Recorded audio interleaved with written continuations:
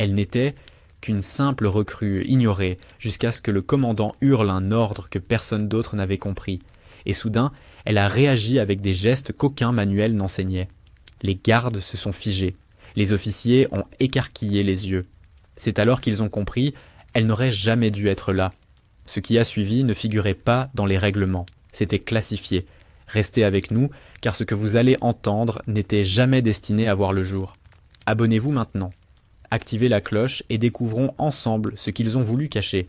Avant de plonger dans cette histoire incroyable, dites-nous en commentaire d'où vous êtes. Mettez un like et abonnez-vous pour ne rien manquer. Les bottes de Madison Cole claquaient sur le béton du tarmac, un bruit sec qui se perdait dans le vacarme des moteurs et les ordres aboyaient au loin. Le soleil du Texas écrasait la base de Fort Laramie d'une chaleur lourde, rendant chaque pas plus pesant. Son uniforme impeccable, les manches roulées jusqu'aux avant-bras, attiraient pourtant peu de regards bienveillants. Ce n'était pas son premier jour, mais tout dans l'air donnait l'impression d'une mise à l'épreuve permanente. À 26 ans, caporal instructeur, elle avait déjà plus vu que la plupart des hommes qui passaient devant elle en ricanant. Pourtant, ici, beaucoup ne retenaient que deux choses, son visage encore jeune et le fait qu'elle soit une femme. Le reste, ses campagnes, ses décorations, ses cicatrices, semblaient avoir disparu derrière ce simple détail. « Fais attention à pas te casser un ongle », lança un soldat en s'éloignant d'un camion de munitions. Les rires fusèrent, bruyants, forcés. Madison ne réagit pas. Elle avait appris à encaisser sans donner de prise, mais chaque éclat de rire lui entaillait la peau comme une lame fine. Dans le réfectoire, les conversations s'arrêtèrent parfois quand elle entrait. On reprenait vite, mais avec une inflexion différente, plus basse, comme si elle n'était jamais censée être là. À l'entraînement, certains s'écartaient ostensiblement pour ne pas se retrouver dans son binôme. D'autres multipliaient les remarques feutrées, qu'elle avait eu le poste grâce au quota, qu'elle devait son insigne à la pitié d'un supérieur, qu'elle n'avait pas la carrure. Des phrases jetées à demi-mot, jamais assez claires pour être rapportées, mais toujours trop précises pour être accidentelles. Madison passait ses soirées à la salle de musculation, seule.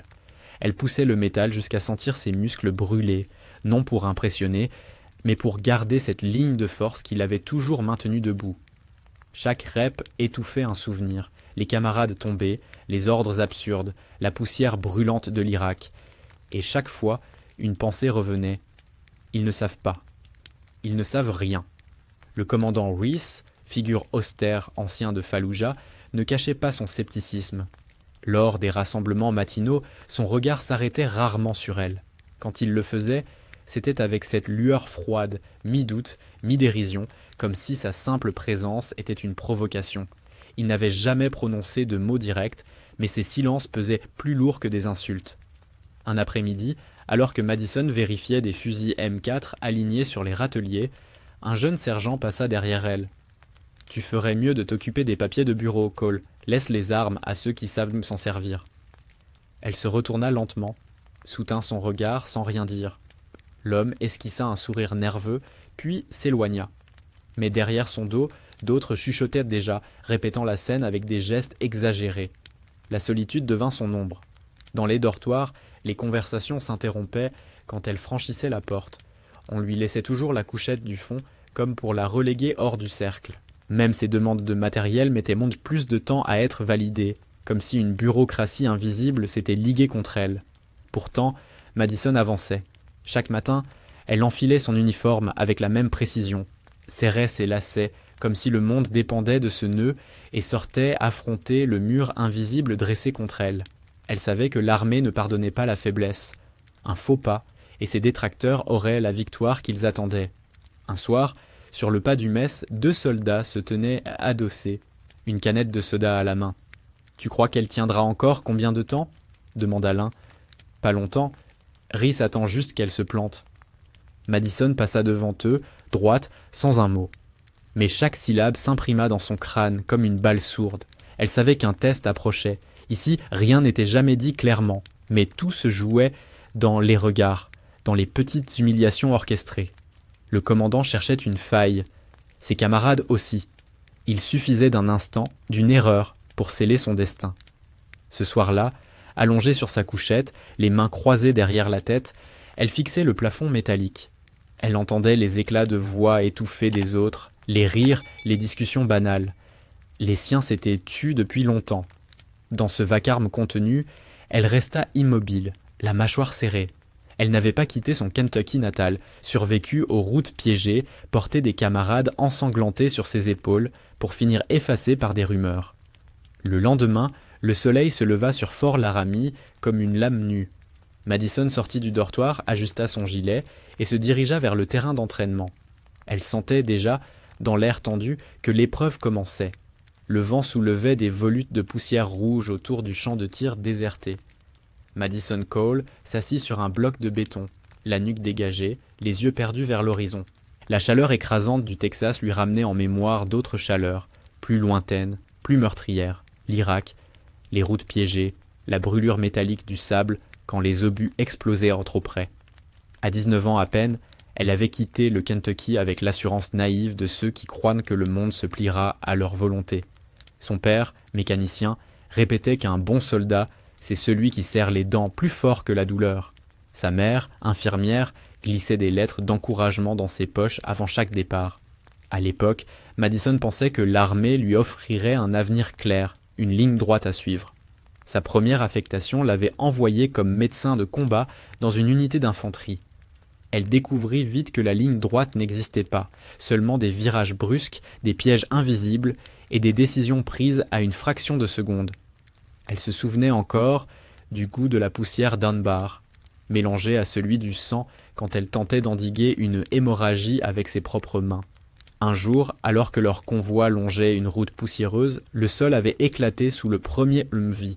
L'onde de choc l'avait projeté contre la paroi. Ses oreilles bourdonnaient, ses mains tremblaient, mais elle avait vu un camarade coincé sous les flammes. Sans réfléchir, elle s'était jetée à terre, rampant sous les balles, ses gants fondant presque sur le métal brûlant. Elle l'avait tiré hors de l'enfer, puis un deuxième, puis un troisième. Ses bras la portaient à peine, mais elle retourna une quatrième fois. Quand enfin elle se redressa, l'épaule ouverte par un éclat, elle s'effondra dans la poussière. Plus tard, ses supérieurs l'avaient ni décorée. Bronze Star, Purple Heart. Les discours parlaient de bravoure, de sacrifice.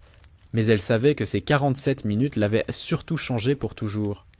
Chaque nuit, les cris résonnaient encore, mêlés au grondement sec des tirs ennemis. À la base, on parlait rarement de son passé. Certains en avaient vaguement entendu parler, d'autres n'en savaient rien. Et Madison n'expliquait jamais. Elle avait appris que raconter n'apportait ni reconnaissance ni respect.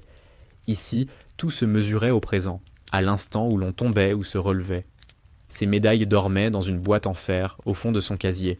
Elle n'était plus qu'un souvenir secret. Ce contraste la rongeait. Elle, la survivante Dunbar, se retrouvait aujourd'hui à supporter les sarcasmes d'hommes qui n'avaient jamais quitté le sol américain. Chaque remarque sur ses compétences, chaque doute glissé à voix basse réveillait une colère qu'elle devait enfouir profondément pour ne pas exploser. Le silence était devenu son armure. Un soir, seule dans le gymnase, elle se posta devant le miroir fissuré. Son épaule gauche portait encore une cicatrice nette, blanche sur la peau hâlée. Elle suivit du doigt cette marque, se souvenant du chirurgien qui lui avait dit qu'elle pourrait prendre sa retraite honorablement, qu'elle avait déjà donné plus que sa part. Mais elle avait refusé. Elle n'avait jamais voulu être un symbole de compassion. Elle voulait continuer à servir, prouver que son corps et son esprit pouvaient encore tenir. Au Kentucky, on se souvenait d'elle comme de la fille courageuse qui avait osé partir. Ici, elle n'était qu'un sujet de murmure, une étrangère au sein même de son unité. Le poids du contraste devenait parfois insupportable. Le soir, dans le dortoir, quand les autres riaient de vidéos sur leur téléphone, elle fixait le plafond et se rappelait ses camarades tombés, ceux dont les noms étaient là gravés sur des plaques qu'elle portait encore, ceux dont personne ici ne parlerait jamais.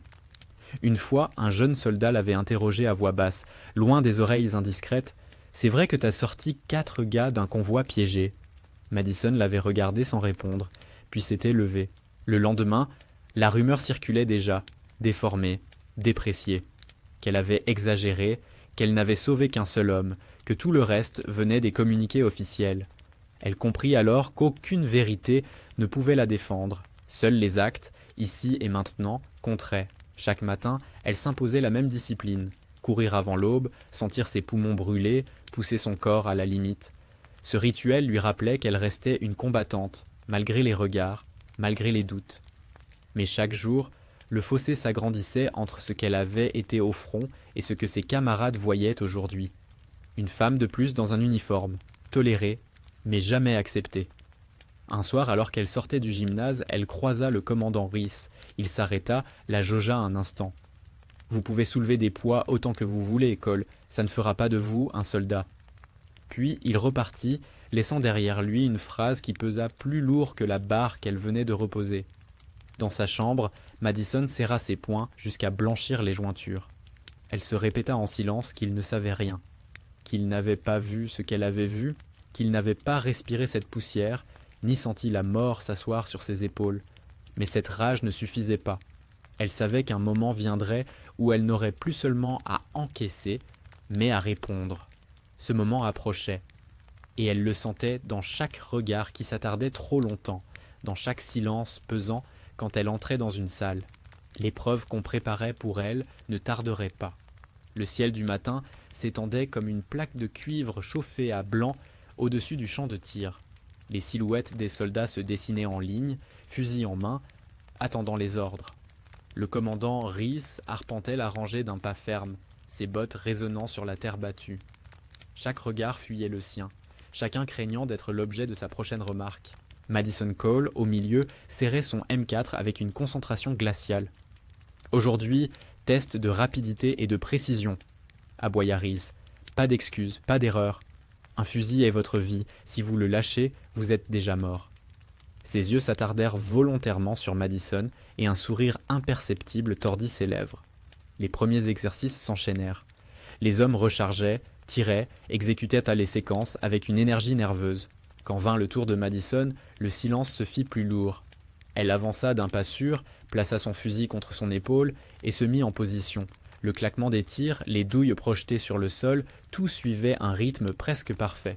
Mais au moment de la transition, la sangle glissa, le fusil échappa de ses mains et heurta la terre dans un bruit sec. Le silence se mua en un souffle collectif. Rhys s'approcha aussitôt, ses yeux flamboyants d'une satisfaction glaciale. « Voilà ce que je craignais.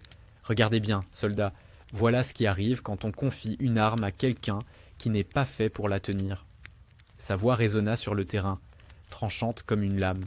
Quelques têtes se baissèrent, d'autres esquissèrent un sourire nerveux. Madison se pencha pour ramasser le fusil.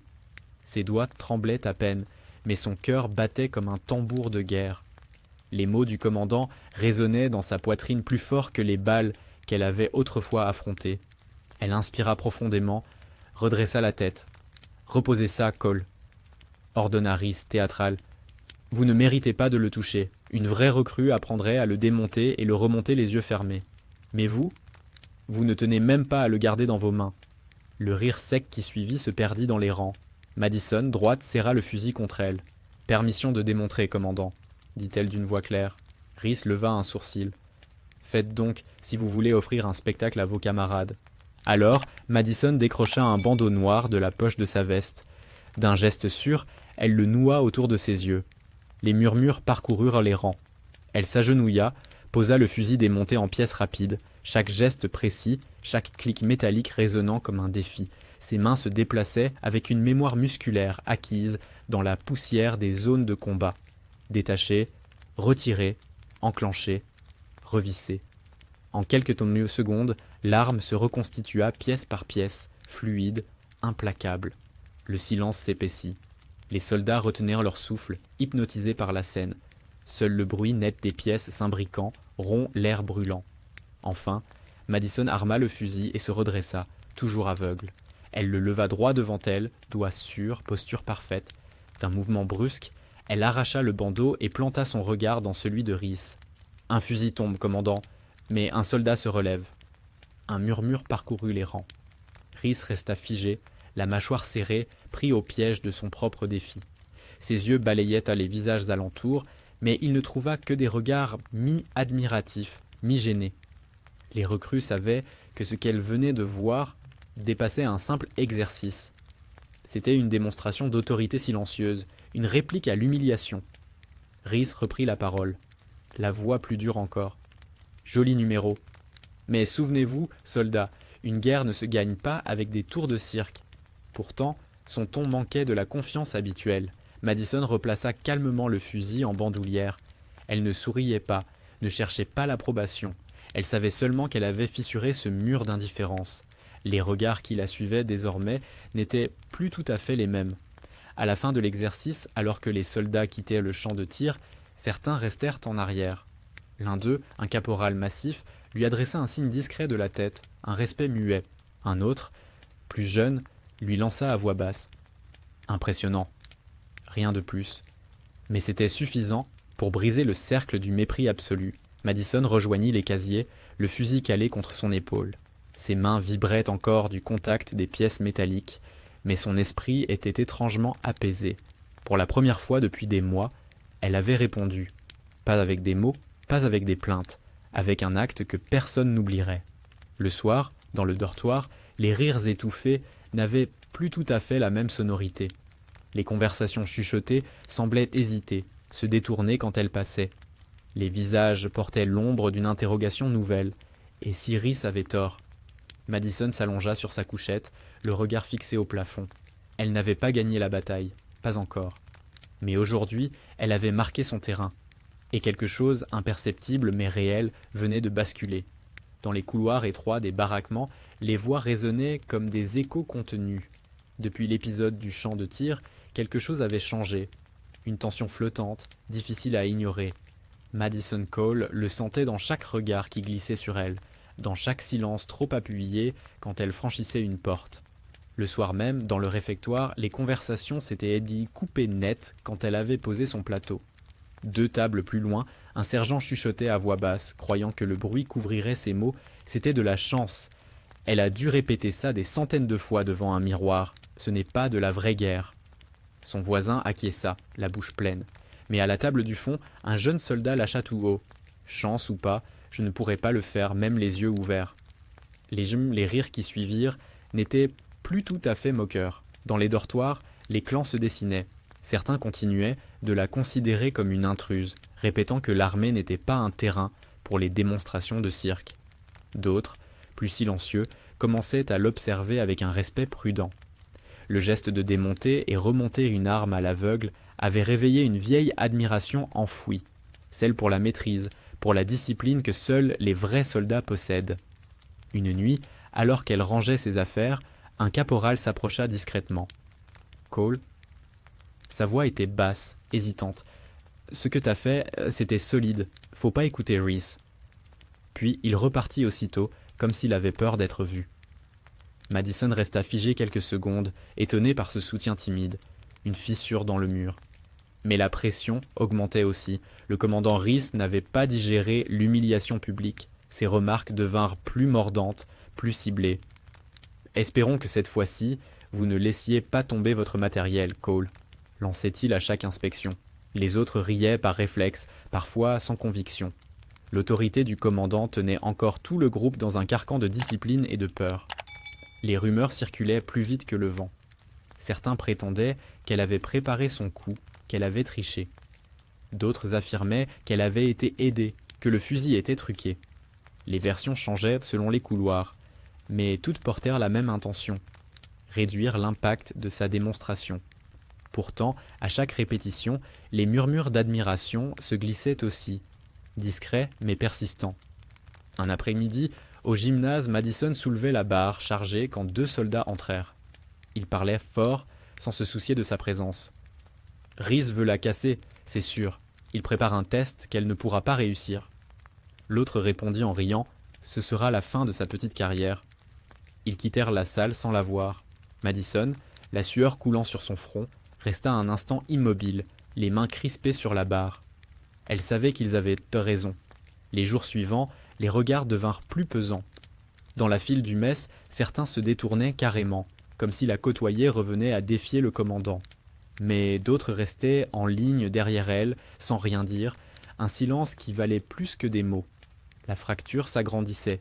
Dans un coin du réfectoire, un groupe murmurait que Reese cherchait simplement à défendre l'intégrité du corps, que Madison n'était qu'un symbole imposé par la hiérarchie. Dans l'autre coin, Quelques soldats plus jeunes discutèrent de son sang-froid, de sa maîtrise impressionnante. Quoi qu'on en dise, elle a tenu bon, glissa l'un d'eux. Et toi, t'aurais pu le faire, toi, répondit un autre. Le silence qui suivit valut aveu. Un soir, alors qu'elle s'entraînait encore, seule, dans la salle vide, Madison remarqua qu'elle n'était pas tout à fait seule. Dans l'ombre, un soldat observait en silence. Quand elle reposa la barre, il s'avança. « Cole, dit-il simplement, t'as gagné mon respect, peu importe ce qu'il raconte. » Puis, il repartit sans attendre de réponse. Ces signes timides ne suffisaient pas à la protéger, mais ils rappelaient à Madison qu'elle n'était plus complètement isolée. La ligne invisible entre mépris et reconnaissance commençait à se déplacer. Pourtant, Rhys préparait quelque chose. Madison en était certaine. Ses regards, ses silences, les petits sourires qu'il lançait à ses officiers, tout annonçait une épreuve plus dure, un piège où la moindre erreur lui coûterait tout. Dans sa couchette, les mains croisées derrière la tête, elle écoutait le silence du dortoir. Certains chuchotaient encore, d'autres se taisaient, conscients que la prochaine étape allait décider du sort de Cole. Elle inspira profondément. Elle ne savait pas ce que Rhys préparait, mais elle savait une chose, elle serait prête. L'air du matin était encore lourd d'humidité quand l'ordre tomba. Les recrues ils furent convoqués sur le terrain d'obstacles, un labyrinthe de murs de bois, de fossés boueux et de cordes suspendues. Madison Cole sentit tout de suite que quelque chose clochait, les regards échangés, les murmures bruyants pressés, la présence inhabituelle du commandant Rhys qui surveillait la scène d'un air satisfait. « Aujourd'hui, épreuve spéciale », déclara Rhys, sa voix résonnant au-dessus du groupe rassemblé. « Parcours complet avec équipement complet. Chaque soldat sera chronométré, mais surtout… » Ses yeux se posèrent sur Madison. « Celui qui échoue à franchir tous les obstacles n'a rien à faire dans cette unité. » Le message était clair. Le piège était tendu. Le parcours, déjà difficile, avait été modifié. Des charges plus lourdes, des fossés élargis, une structure de cordes graissées qui semblait presque impraticable. Rhys voulait une chute, un échec visible, un spectacle qui confirmerait ses doutes. Les premiers soldats s'élancèrent. Les obstacles avalèrent leur force, mais la plupart parvenaient à terminer, haletants, boueux, exténués. Les encouragements fusaient, quelques rires aussi quand l'un glissait ou tombait. Rhys notait chaque temps avec une rigueur glaciale. Quand Madison fut appelée, le silence tomba. Elle ajusta son gilet lesté, resserra les sangles de son casque et prit une inspiration longue, maîtrisée. Dans son esprit, elle revit les ruelles poussiéreuses d'Unbar, les cris, la chaleur suffocante. Ce parcours n'était rien face à ce qu'elle avait déjà traversé. Au signal, elle s'élança. Ses bottes frappèrent le sol avec régularité, son souffle mesuré. Le premier mur de bois fut franchi d'une impulsion nette. Les fossés boueux engloutirent dans ses jambes, mais elle sortit sans hésitation, les bras couverts de terre. Chaque obstacle devenait un adversaire à dominer, et elle avançait sans s'arrêter. Arrivée à la structure de corde, la difficulté apparut. La surface huilée rendait chaque prise instable. Des spectateurs retenaient leur souffle, certains murmurant que c'était impossible. Madison planta ses doigts dans la corde, sentit la brûlure contre ses paumes, et monta centimètre par centimètre. Ses muscles tremblaient, mais son esprit répétait le même mantra. Pas de chute, pas d'échec, pas aujourd'hui. En haut, elle bascula son corps avec un cri bref, franchit la poutre et se laissa glisser de l'autre côté. La foule éclata en murmures, certains d'admiration, d'autres d'incrédulité. Rhys notait toujours, le visage figé. Les derniers mètres la menèrent à un portique métallique où l'on devait hisser un mannequin de 60 kilos, simulant un blessé. Plusieurs recrues avaient mochi peiné à ce point. Madison attrapa la toile rugueuse, contracta ses jambes et souleva la charge d'un mouvement sec. Son dos hurla de douleur. Mais elle se redressa, transportant le poids sur ses épaules comme elle l'avait déjà fait, autrefois, sous les tirs ennemis. Elle franchit la ligne d'arrivée, haletante, le mannequin toujours sur elle. Le chronomètre claqua. Elle déposa la charge, s'agenouilla quelques secondes, les mains sur les cuisses, reprenant son souffle. Puis, elle se redressa. Droite, le regard clair. Un silence s'installa. Même ceux qui attendaient sa chute ne trouvaient pas de mots. Rhys consulta sa montre, fronça les sourcils, puis annonça d'une voix dure, temps enregistré. Mais le ton manquait de conviction. Autour, des soldats échangèrent des regards. Certains hochèrent à la tête discrètement, comme pour reconnaître qu'elle avait gagné plus qu'une simple épreuve. D'autres murmuraient encore que le parcours avait été truqué pour la pousser à bout, mais aucun ne pouvait nier ce qu'ils venaient de voir. Rhys tenta de reprendre la main. Ne croyez pas que ce soit une victoire. Une mission réelle ne vous donnera pas le temps de souffler, Cole. Mais son insistance sonnait comme une défense maladroite. Le soir, au réfectoire, les discussions reprirent. Elle l'a fait. Je l'ai vue. Tu crois qu'elle a triché ? Comment, avec un mannequin de 60 kilos ? Les voix se croisaient. Mais une chose demeurait. Elle avait franchi le piège. Madison, assise seule à sa table, mangeait en silence. Elle sentait les regards, certains hostiles, d'autres respectueux. Elle ne cherchait pas la reconnaissance, seulement à prouver qu'elle ne plierait pas. Dans le dortoir, un soldat la croisa et lâcha tout bas.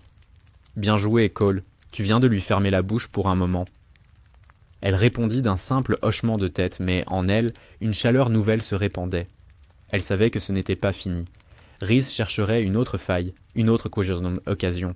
Mais aujourd'hui, elle avait déjoué son piège, et cela, personne ne pourrait l'effacer. Le soleil tapait déjà fort quand le peloton fut déployé sur le polygone. La journée s'annonçait longue, exercice combiné de tirs et de manœuvres avec munitions réelles. L'air vibrait du grondement des moteurs, du cliquetis des armes et des ordres criés. Madison Cole ajusta son casque, son M4 solidement accroché à son épaule. L'odeur de poudre se mêlait à celle de la poussière brûlante.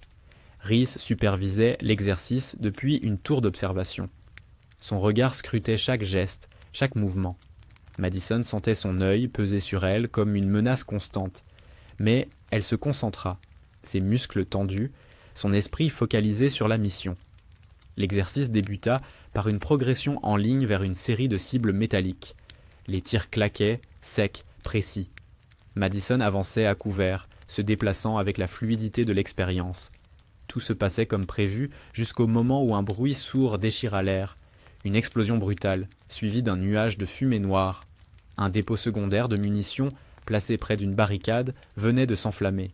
Les cris éclatèrent aussitôt. Un soldat fut projeté au sol, immobile. Les autres se dispersèrent dans une panique désordonnée, certains cherchant refuge derrière des obstacles, d'autres hésitant à avancer. Les officiers hurlaient des ordres, mais le chaos couvrait leurs voix. Madison se jeta à terre par réflexe, ses oreilles bourdonnaient, mais elle vit aussitôt la silhouette allongée d'un camarade. Le temps sembla se ralentir. Elle rampa en avant, les éclats sifflant autour d'elle, les flammes gagnant le dépôt. Les autres criaient qu'il était trop dangereux, qu'il fallait attendre les pompiers de la base, mais elle n'écoutait déjà plus. Arrivée auprès du soldat, elle le retourna sur le dos. Son visage était couvert de sang, une plaie béante à la cuisse. Madison retira sa ceinture, improvisa un garrot d'une poigne ferme. « Tiens bon, soldat, respire », murmura-t-elle, même si ses mots se perdèrent dans le vacarme. Les flammes qui se rapprochaient, l'air devenait suffocant. Madison le hissa sur ses épaules dans un effort violent. Ses jambes ployaient, mais elle serra les dents. Chaque pas semblait une éternité, mais elle avançait, mètre après mètre, à travers la fumée et les éclats. Elle atteignit enfin la zone sécurisée, déposant le blessé derrière un muret. 2 autres soldats accoururent pour le prendre en charge. « Cole, il est vivant !» cria l'un d'eux, les mains déjà plongées dans ses blessures. Madison haletait, ses poumons brûlés par la fumée, mais elle leva la main en signe d'acquiescement. Derrière elle, une nouvelle explosion retentit, projetant des débris incandescents. Les recrues en Watermseté-Mars étaient figées, incapables de réagir. Alors Madison cria d'une voix forte « Bougez ! Couvrez-vous derrière les barricades, évacuez la zone !» Son ton tranchant coupa à travers le chaos. Les soldats, surpris, obéirent instinctivement. Rhys, depuis sa tour, observait la scène, muet. Ce n'était plus son autorité qui guidait le peloton, mais celle de Cole, surgie du cœur même du désordre. Elle organisait les mouvements, désignait des couverts, hurlait des consignes claires. Son assurance donnait aux autres la force de reprendre le contrôle. Enfin, les sirènes des secours retentirent, les pompiers de la base accourant pour maîtriser l'incendie. Le peloton, regroupé en zone sûre, respirait difficilement, couvert de poussière et de sueur. Le soldat blessé fut emporté vers l'ambulance, vivant grâce au garrot de fortune. Le silence retomba peu à peu. Tous les regards se tournèrent tard vers Madison. Ses vêtements étaient noircis par la fumée, ses mains tremblaient encore, mais ses yeux restaient à être fixés sur le champ de tir, comme si elle refusait de détourner le regard de ce chaos. Un caporal s'approcha, sa voix rauque. « Tu lui as sauvé la vie. Sans toi, il serait mort là-bas. » Un autre ajouta, plus bas. « T'as pris le commandement quand on avait tout perdu la tête. » Les mots résonnaient comme un aveu collectif. Rhys descendit de sa tour, traversa le terrain et s'arrêta face à elle. Son visage impassible trahissait pourtant un trouble. Il ouvrit la bouche, mais aucun reproche ne vint. Finalement, il dit seulement « Rapport demain matin, Cole ». Puis il tourna les talons, laissant derrière lui un silence lourd. Le soir, dans le dortoir, les conversations ne ressemblaient plus à celles des jours précédents. On parlait de l'explosion, du chaos, mais surtout d'elle. Certains répétaient que Cole avait montré plus de courage en 5 minutes que beaucoup en plusieurs années. D'autres restaient ignes et silencieux, incapables de nier l'évidence. Allongée sur sa couchette, Madison ferma les yeux. Son corps la faisait souffrir, chaque muscle réclamait du repos. Mais son esprit restait alerte. Elle n'avait pas cherché ce rôle. Mais aujourd'hui, elle avait prouvé une vérité que personne ne pourrait effacer. Quand la panique dévorait les autres, elle savait encore agir. Le lendemain matin, la salle de réunion du quartier général était saturée d'une tension électrique. Les officiers s'étaient rassemblés pour analyser l'accident du polygone. Autour de la longue table métallique, les visages fermés contrastaient avec les bruissements des papiers et le vrombissement discret du projecteur. Madison Cole prit place en bout de table, ses mains croisées, ses yeux clairs fixés devant elle. Rhys ouvrit la séance, debout, son ton sec comme une lame. « Hier, nous avons frôlé une catastrophe. Une explosion a déclenché un chaos qui aurait pu coûter plusieurs vies. Nous devons comprendre ce qui a déraillé. » Ses yeux se posèrent brièvement sur Madison avant de balayer l'assemblée. Les premiers rapports furent lus, description de l'incendie, chronologie approximative, défaillance matérielle. Puis vinrent les témoignages. Certains racontèrent avoir perdu leurs repères dès la première détonation. D'autres reconnurent avoir hésité à intervenir. Les mots flottaient, timides, comme pour éviter de pointer des responsabilités directes. Quand vint le tour de Madison, le silence s'épaissit. Elle se leva lentement, son uniforme encore marqué de traces sombres de la veille. « J'ai entendu l'explosion, j'ai vu un homme au sol. Il saignait abondamment. J'ai fait ce que j'avais été formé à faire. » Sa voix était claire, ferme. « J'ai appliqué un garrot, puis je l'ai évacué. Ensuite, j'ai donné des ordres de repli, parce qu'il n'y avait plus de chaîne de commandement fonctionnelle. » Rhys serra la mâchoire. « Vous insinuez que l'encadrement n'a pas assuré son rôle. » Madison planta son regard dans le sien.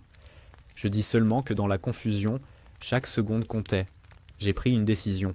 Elle a sauvé une vie. » Un murmure parcourut la salle. Les officiers échangeaient donc des regards, certains surpris de son audace, d'autres impressionnés par son calme. Le major Holloway, vétéran respecté, intervint. « Les faits sont clairs. Sans l'intervention de Cole, nous aurions perdu au moins un soldat. C'est un acte de leadership. » Rhys voulut reprendre la main. Un soldat qui se met à donner des ordres hors de sa place peut semer encore plus de confusion. Mais cette fois, une voix s'éleva depuis le fond de la salle. C'était le caporal Jenkins, l'un de ceux qui avaient hésité pendant l'incident. « Commandant, avec tout le respect, personne ne bougeait. Cole a pris l'initiative. Sans elle, on serait peut-être encore planté sur le terrain. » D'autres acquiescèrent. Le sergent Miller ajouta « Je confirme, ses ordres étaient clairs. C'est grâce à elle qu'on a retrouvé nos repères. » Les témoignages s'enchaînèrent, timides d'abord, puis plus assurés. La barrière du silence s'effritait. Rhys tenta de couper court. Ce n'est pas à des recrues de décider qui commande. Mais Holloway leva la main pour imposer le silence. « Commandant, avec tout le respect dû à votre grade, il ne s'agit pas de hiérarchie. Il s'agit d'efficacité. Cole a agi comme un soldat doit agir. Elle a pris une décision juste, rapide, et elle a assumé. C'est ce qu'on attend de n'importe lequel d'entre nous. » Le poids des mots fit taire la salle. Madison resta debout, le dos droit, le visage impassible. Elle ne cherchait pas à savourer la victoire, seulement à dire la vérité. « Je n'ai pas voulu commander, » dit-elle simplement. « J'ai voulu sauver un camarade. Si c'était à refaire, je le referais. » Un silence lourd suivit, mais il n'était plus hostile. Il avait changé de nature. C'était celui d'homme qui reconnaissait, malgré eux, ce qu'ils venaient d'entendre. Rhys, figé, se contenta de conclure « L'enquête continue, séance levée ». Quand tout le monde sortit, Madison sentit des regards différents peser sur elle. Non plus des yeux qui cherchèrent la faille, mais des regards chargés de respect contenu. Dans le couloir, Jenkins la rejoignit.